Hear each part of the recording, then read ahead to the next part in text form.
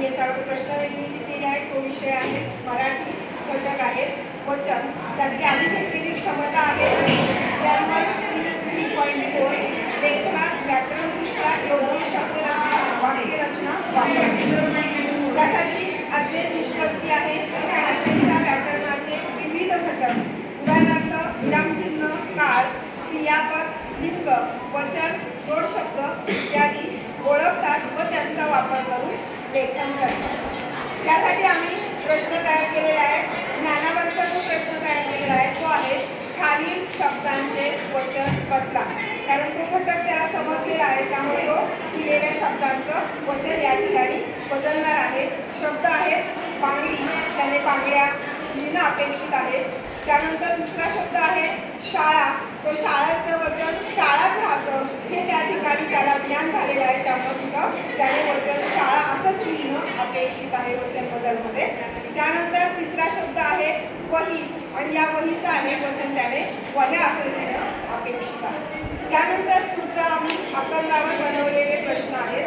प्रश्न खालील शब्दांचे एक वचन व अनेक वचन कसे वर्गीकरण करा, कारण त्याला आता ज्ञान झालेलं आहे एक वचन आणि अनेक वचनाचं, त्यामुळे तो दिलेल्या शब्दांच्या यादीतून त्याचं वर्गीकरण करणार आहे।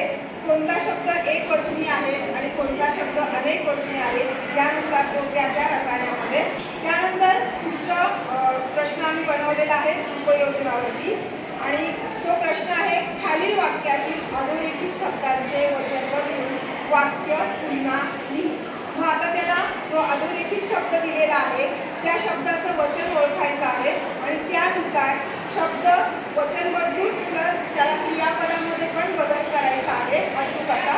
तर त्यासाठी आम्ही वाक्य घेतलेलं आहे बाबांनी फुगा आणला, त्या ठिकाणी त्याने बाबांनी फुगे आणले हा बदल करणं अपेक्षित आहे।